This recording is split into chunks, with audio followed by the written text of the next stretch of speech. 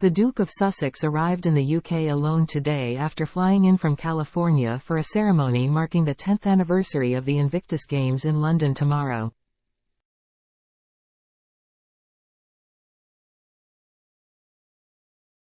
Ahead of the service, Harry visited Armoury House this afternoon for an Invictus Games discussion called Realising a Global Community hosted by Louise Minchin.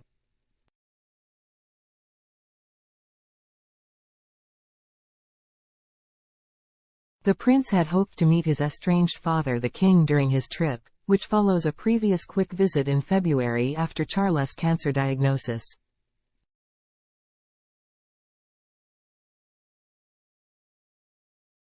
And Harry's event was just 3 miles away from where Charles was at Clarence House.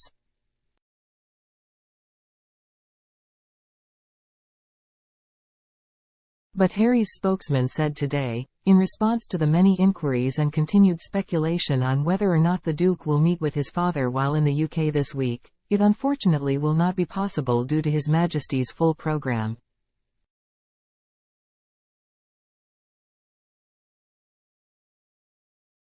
The Duke of course is understanding of his father's diary of commitments and various other priorities and hopes to see him soon.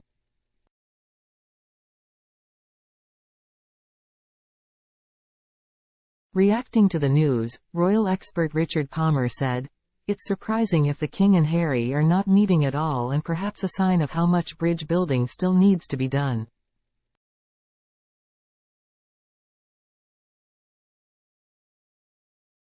There's been much media speculation that father and son would meet. While that always looked like guessing, I'd have guessed they would meet too.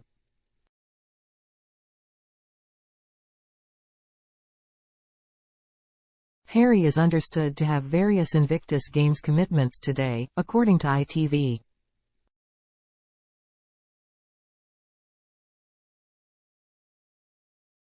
These are expected to include further meetings and a dinner this evening. Tomorrow, the Duke is set to give a reading at a service of Thanksgiving at St. Paul's Cathedral, marking a decade since the inaugural competition in London in 2014.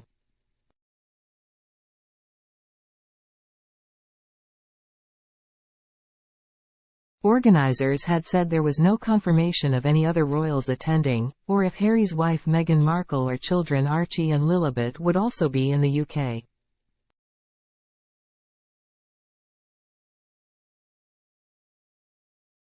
But Harry arrived in London by himself today, and is expected to join the Duchess on a tour to Nigeria later this week, with Meghan set to fly there from the US by herself.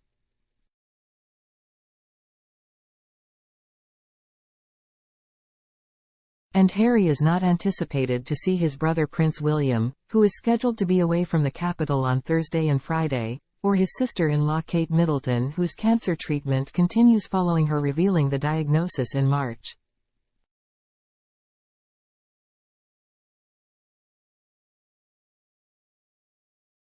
Earlier today, Charles was photographed being driven from Windsor Castle before arriving at Clarence House in London soon after.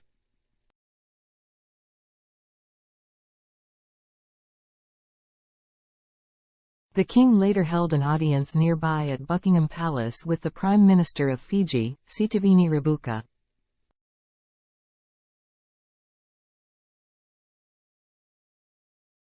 The Duke has invited William and other senior members of the royal family to the service, but none of them are expected to attend, sources told Page 6 in the US.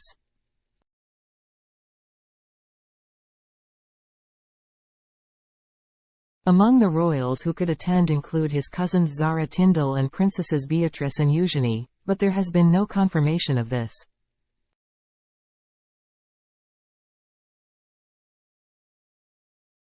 Harry is expected to stay at a hotel in London because he no longer has Frogmore Cottage in Windsor.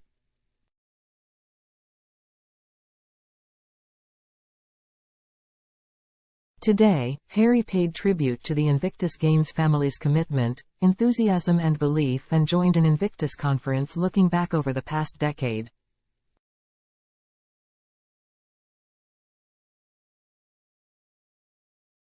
Harry arrived at the Honourable Artillery Company's headquarters on the edge of the City of London for the one-day summit, called the Invictus Games Foundation Conversation, ahead of tomorrow's service.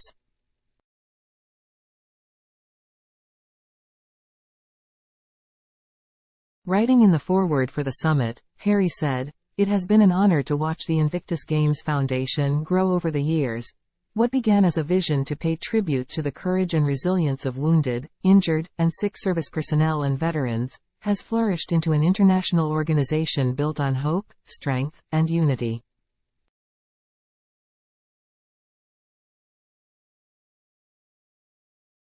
Harry was inspired to found the global tournament after attending the Warrior Games in Colorado in 2013 and seeing how injured American military personnel thrived on the challenge of taking part in competitive sports that aided their recovery.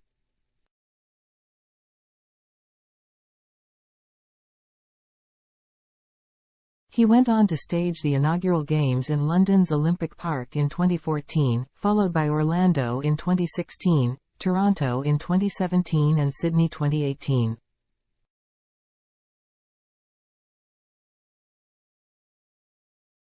Organizers said after 2020, Invictus will be staged every 2 years, but the Hague Games planned for that year was delayed by the pandemic until 2022, followed by Dusseldorf 2023, while Vancouver Whistler is planned for 2025.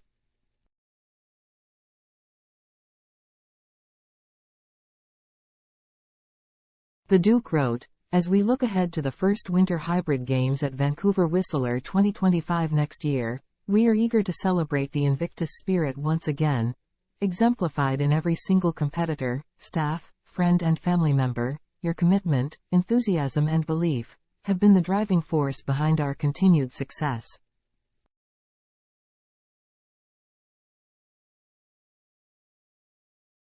He added, "Together, we have created a legacy that transcends sports. A community that embraces compassion, respect, and the unyielding belief in the power of the human spirit."